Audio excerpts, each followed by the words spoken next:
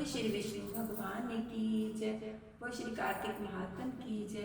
आज मैं आपको कार्तिक महात्म का 10वां अध्याय सुनाने जा रही हूँ। बोले श्री विष्णु भगवान की जय। 10वां अध्याय। राजा पृथु ने कहा, हे देव ऋषि, आपको नमस्कार है।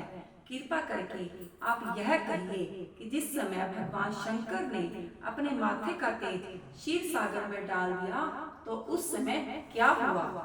नारद जी ने कहा, हे राजन, जब भगवान शंकर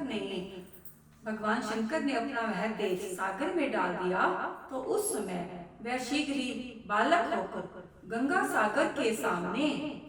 सागर के संगम पर बैठकर संसार को भय देने वाला रुद्रन करने लगा। उसके रुदन से समस्त संसार व्याकुल हो उठा। लोकपालों के मन में भी व्याकुलता हुई। चराचर चलायमान हो गया। शंकर सुवन के रुदन से ब्रह्मांड व्याकुल हो गया।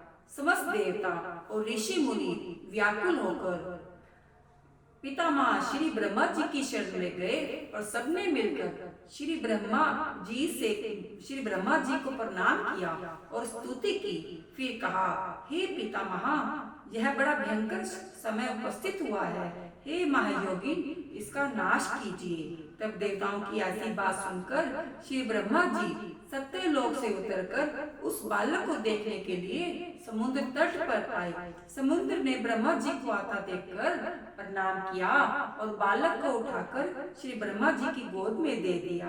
तब विस्मित होकर श्री ब्रह्मा जी ने पूछा, हे सागर, तुम शीघ्र बताओ कि यह बालक कौन है।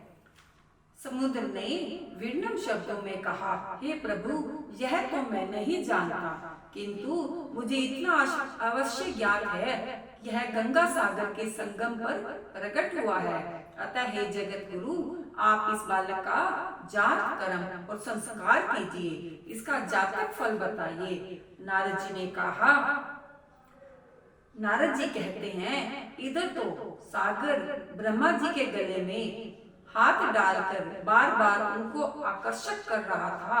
फिर तो उसने ब्रह्मा जी का गला इतनी जोर से पकड़ा, इससे पीड़ित होकर ब्रह्मा जी की आंखों से आंसू छलक गए और आंखों में से पानी टपकने लगा। किसी प्रकार से ब्रह्मा जी ने अपने दोनों हाथों का जोर लगाकर अपना गला छुड़ाया और सागर से कहा, हे सागर, सुनो, मैं तुम्हारे इस पुत्र का जातक फल कहता हूँ। मेरे नेत्रों से जो यह जल निकला है, इस कारण इसका नाम जलंधर होगा। तब यह उत्पन्न होने के कारण ही तरुण हो गया है, इसलिए यह सब शास्त्रों का पारगामी, महापराक्रमी, महावीर, जवान, महायोद्धा और रणधुर्मन होगा। यह बालक सभी दैत्य का अधिपति और भगवान विष्णु को जीतने वाला होगा तथा यह कहीं पर भी नहीं हारेगा। हे भगवान, एक भगवान शंकर को छोड़कर वह सबसे अवश्य ही जीतेगा। जहाँ से उत्पन्न हुआ है यह वहीं जाएगा।